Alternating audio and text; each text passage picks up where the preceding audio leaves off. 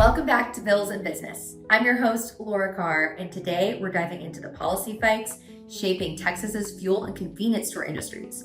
From the push to allow spirit-based ready-to-drink cocktails in your grocery store to concerns about motor fuel theft and swipe fees. Joining me today is Desiree Castro, Director of Government Relations for the Texas Food and Fuel Association.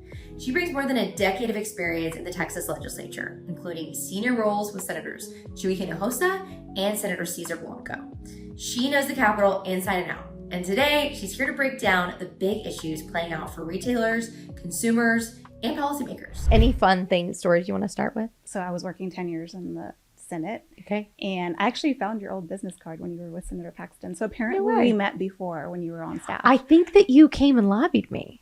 Probably. I know. Was it about RTDs? Maybe, because I was looking through my desk and I was like, Laura. I was like, what? Apparently we met before. I think that's really cute. Yeah. So and then I still have it. I saved it because I needed to take a picture and send to you. But I love that. I know I still have so many of those cards. I don't recall meeting you till you started. Yeah, with USLege. So right. I think we met at the happy hour through Lorena. Yeah. Such a connector. Yeah. I love that. But yeah, I guess just a little fun story is, so after 10 years in the Senate, I was not sure if I wanted to stick around with politics. I kind of wanted to do something completely different. So I left.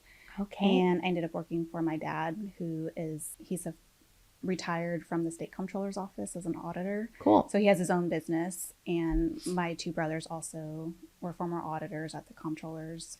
And so they're tax consultants. And so I just worked with them for a little bit doing sales. And then I took off to Switzerland. And I did not know that. Yeah, I ended up just going to visit a friend. And I ended up extending my stay. And everyone's like, are you coming back? And like, as soon as I got back, I would say that day, probably, I got 2 calls about Texas Food and Fuel Association that they needed somebody. And I'm like, let me look into this. Yeah. And then I found out who the external lobbyist is, Billy Phoenix. I adore him. I worked with him when I was in the Senate. And so I was just like, I think he's like a ray of sunshine. So I was like, okay, that was number one, that kind of was exciting to hear about. And so I just looked them up and I was like, okay, it won't hurt. Let me go in and interview and see what they're about. And so, yeah, I met with Paul, our president, CEO, and he was just amazing. And so I was really excited. And they told me about their priorities. And I thought that would be something I'm interested in.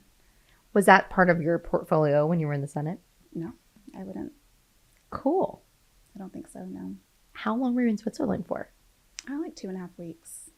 Okay, awesome. Yeah. It's so pretty. It's beautiful. I've just been in the winter skiing when I was a lot younger, but it is so beautiful. Yeah, I went twice, summer and winter.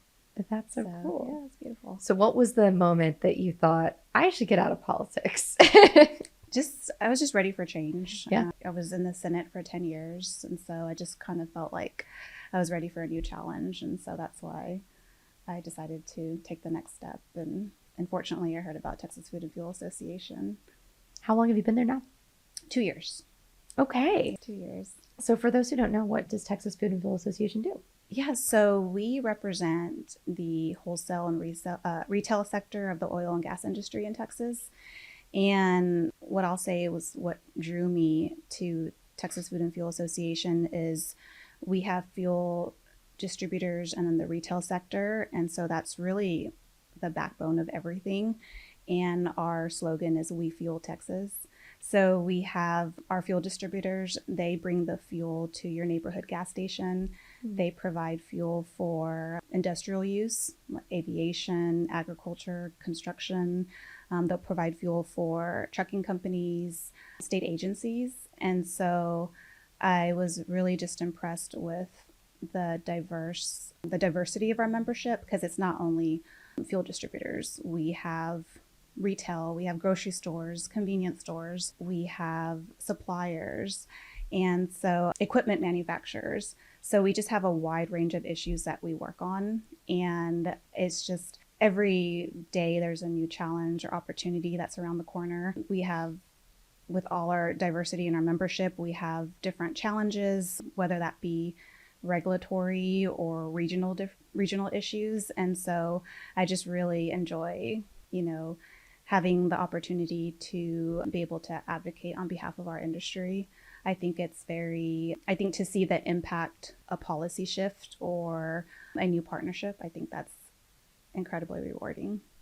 That's yeah. really cool. Yeah. Well, it's a fun group and Yeah. diverse group. Yeah, it really is. And you have a lot of hot button issues this session. We do. We do. So tell us more about RTDs, ready to drink cocktails. Yes. I know that it's a big bill that you ran with a few other stakeholders, but yeah, tell us more about that. Yeah, so the legislation would allow spirits-based ready-to-drink products to be sold in convenience and grocery stores. And so what they are is they're single-serve portable products that are spirits-based. It's basically canned cocktails, since we call them RTDs. And they come in a variety of flavors. You have vodka-based, tequila-based products. Some of the most popular products are High Noon. They have vodka-based, tequila-based. Flavors are grapefruit. You have mango, peach. And then you have Long Drink, which is gin-based. And so currently in Texas law, these products are only allowed to be sold in package stores. And so the same alcohol content as what you'll find in beer and wine and other seltzers that convenience and grocery stores already sell. And so it's just a booming industry. It's a $2 billion market. And so our members want to be able to sell these products. And they tell us that they hear from consumers that they don't understand why they can't purchase these beverages and what's different between a White Claw and a High Noon. And so for us, it's basically about consumer access, convenience, and a free market. So very cool. What is the difference between a High Noon and a White Claw? Yeah, so a White Claw is malt based. And so it's basically how the alcohol source, how it's derived. So for a White Claw, since it's malt based, it's brewed similar to a beer. And so its alcohol base is fermented grain. The spirit-based RTDs, it's distilled alcohol. So it's legally classified as a liquor product. But they have the same alcohol content. It's typically 4 to 10%. And most of the most popular products are about 5% ABV, alcohol by volume. And just to point out, convenience stores and grocery stores can already sell up to 17%. So that's why you're able to go into your local convenience store and buy a bottle of wine. But again, these products, they're restricted right now to package stores. So what is the history of this, if you know, and how has this progressed as far as kind of the selling of alcohol throughout the state of Texas? Yeah, so I think it's a booming industry. There's about 29 other states that allow these products to be sold in their grocery stores and convenience stores. And so we want to be able to do the same in Texas.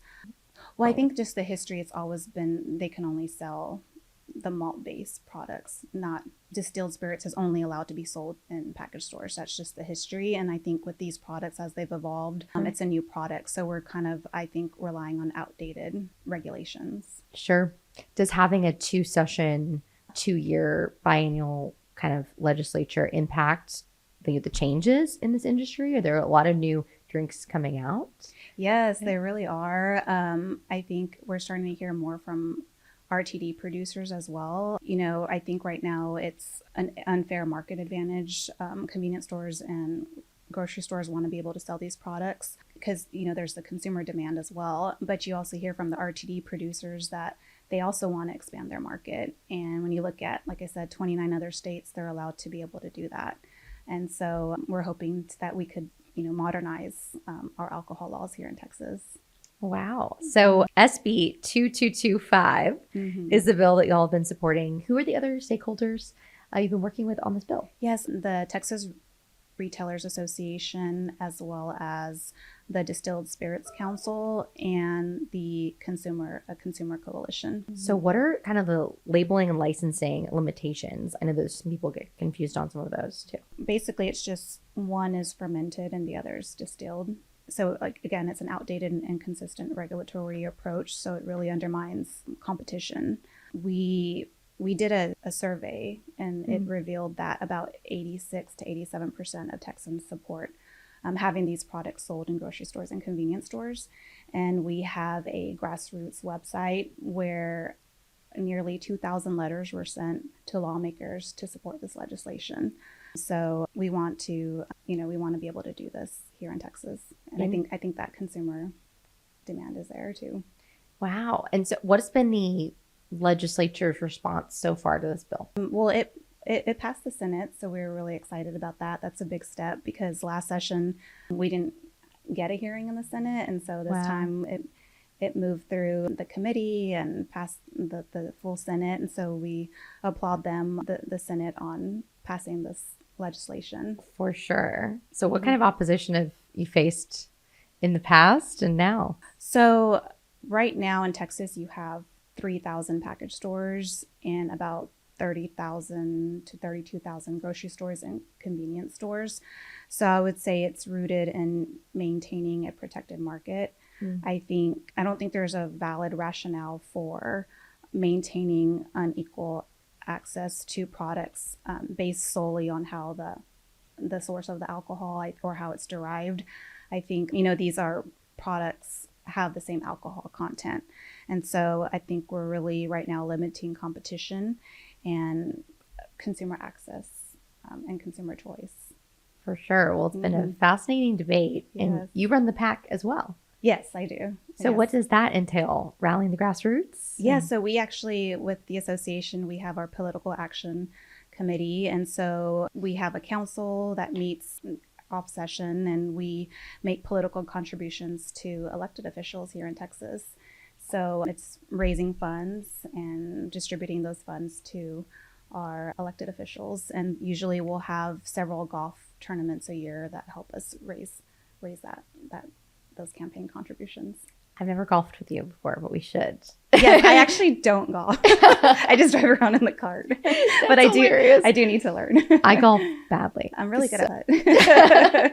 I am too. Yeah. I've gotten better. I did a glow in the dark putt recently. Yeah, eventually I need to take some lessons because I do want to participate now that we have about 3 golf tournaments a year. So wow, I do need to get on that. It's one of those skills that everybody who does it well, I think, practices like 3 times a week. It's just, it's so difficult. Everyone I've ever golfed with has said, you need to do this 3 times a week until you're, 50. So we'll see. Maybe in the fall we'll do that Maybe when the weather's decent. We'll get a group together. Not too hot. It'll be good. Yeah. Well, I saw you testify. You've been out there, doing your work in the Capitol, and you testified on SB 1499.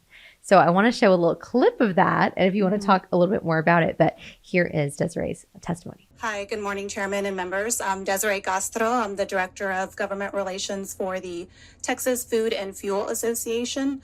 I'm here to testify in support of SB 1499. The Texas Food and Fuel Association, our members own, operate, and supply over 16,000 convenience stores, grocery stores, and travel centers throughout the state. And over the last several years, we have worked to combat fuel theft, and this effort started with addressing card skimming at gas pumps.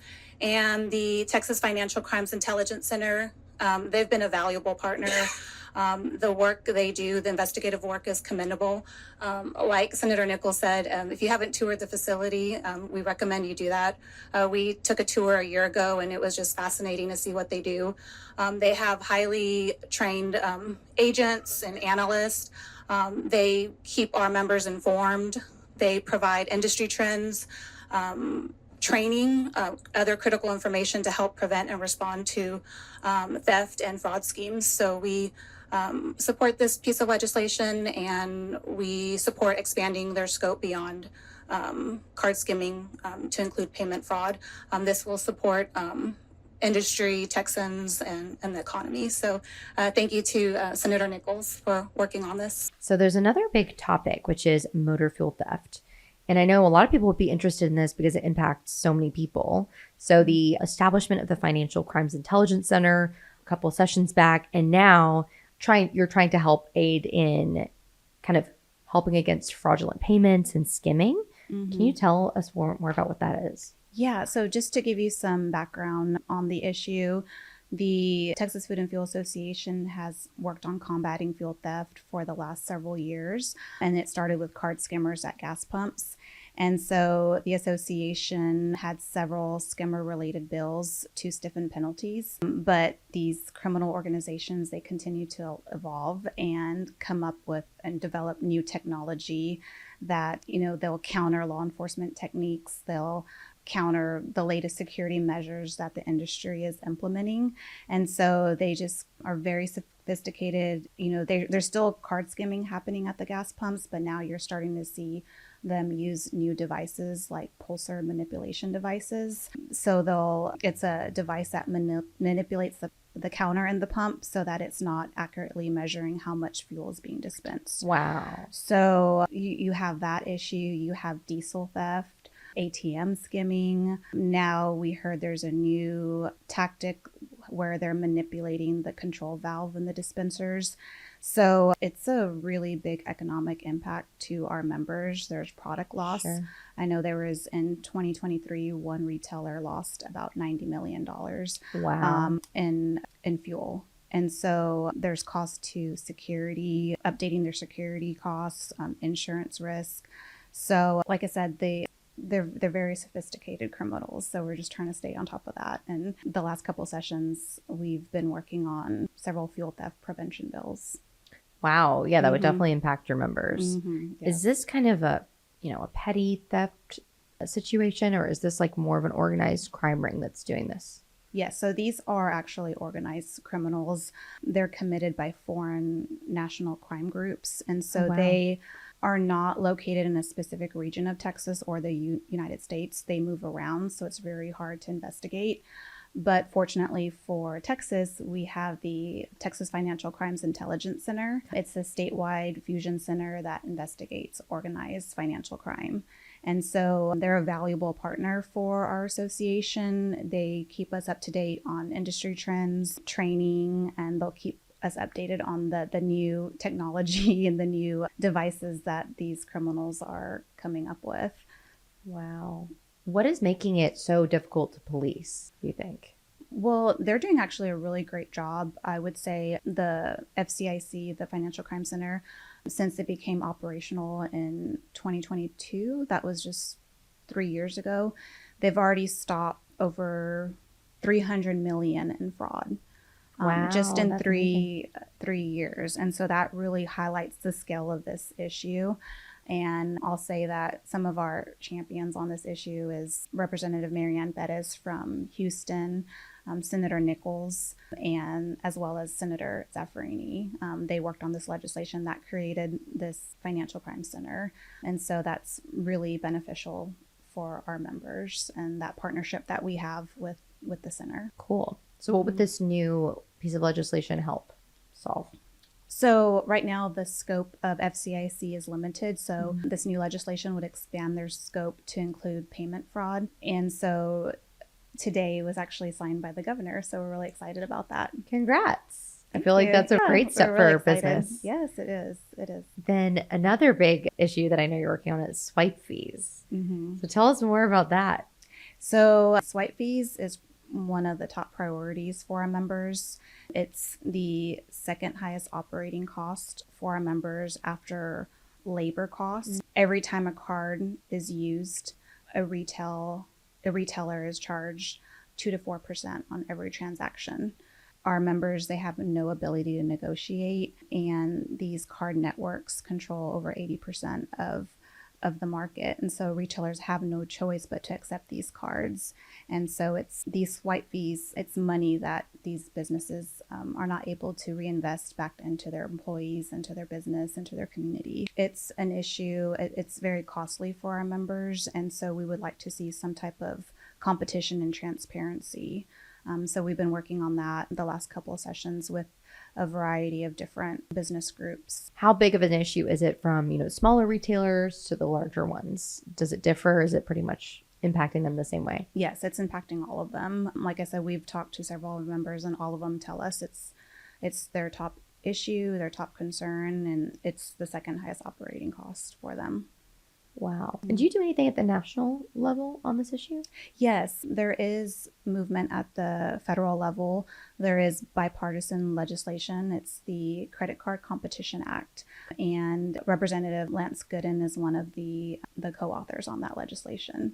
There's a lot of things you mentioned today that are specific to Texas. Are you seeing that Texas is, following other states' legislation, model legislation, or is some of this really unique to Texas, do you think? We had two related swipe fee legislation. One of them is, I think, new for Texas. Is a competition transparency bill. I don't think we've seen that in any other states. And then we had another bill that focused on prohibiting the fees on the taxes that our merchants are required to collect. And that's something we've seen in other states as well. But this was something we had worked on prior to this session as well. Do you go up to DC at all then? Maybe like twice a year. Okay. Yeah. And my colleagues are actually, and some of our members are actually in DC right now for a day on the Hill. That's and really we're fun. in legislative session, so I stayed back this time. That's super fun. It's always good to go up to DC. I loved living in Texas, but it's fun to visit for sure. Yes, I think so, especially right now. Yes. Yes. Is there anything else you want to add about swipe fees? We're just hoping that we could move forward. Right now, there's a lack of competition and transparency, and a single bill, it will contain over 100 different types of fees. And so we just want to make sure that our merchants understand what these fees are. And we're hoping that this would be a vehicle for competition. For sure. You're tracking a lot this session. I know you're in the Capitol all the time. How are you keeping your members updated with all of this change? USLege. That was actually not a leading question. Y'all have been so helpful because I know It's true. I'm so glad to hear. Yes, it's true. Well, are you doing newsletters? Like, how do you keep them posted on all of this? Like, other than that? Yes. So I'll do weekly updates to our members. Okay. But yeah, USLege has been very helpful. Before it was very time consuming, having to take notes, running from different committee hearings, monitoring the different chambers. And then now I'm able to just log on. If there's a certain committee that I needed to go back and watch, if I'm looking for, say, for instance, our president, Paul Hardin, was testifying, I just type in his name or one of our members and it takes me right to their testimony, and I can just go back and watch that and save some time. And I love the transcripts that it provides as well. It's very helpful. And so I enjoy it. I love it. And I'm so glad you came up with this. I'm so glad. You've been a great partner. Yeah. Your team has been so helpful as well, helping us with the rulemaking tracking feature. Yes. Because I know that when session ends, you don't stop. How are you keeping up with all of that? Now, soon it will be different, but with the rulemaking process, Yeah, that's especially, I think my colleague covers our regulatory issues. So that would be something that would be very helpful for her to keep track if we're able to add that to the USLege. For sure. Yeah, that'll come out very soon so that you can keep up in the interim, because I know there's great. I can give you a little preview actually. Oh, good. I'll give you a little preview. It's crazy. I was wondering, I was like, is that happening? Yeah, it's actually one of the awesome. more advanced pieces that's like an AI automation, like a AI agent that's able to go and search things for you and then pull it all together, because I think some people don't know that things change in the rule and you can't lobby anything to do with that. You just have to know what's happening and follow it, right? Yeah, So I agree. Crazy. Well, that's exciting. I know. I'm very excited. I'll give you a little preview that. after this. Yeah, I'd love to see that. Yeah. How's the rest of the session been though for you? You've got a lot you're working on your plate. Yeah, it's been great. Like I said, it's a variety of issues, from lottery, fuel theft, swipe fees, RTDs. That's what I really love about this association. So just a few more weeks. So hanging in there. That's good stuff. I know. Is it pretty much nonpartisan legislation as well that you're working on? I think so. That's always handy. I think so.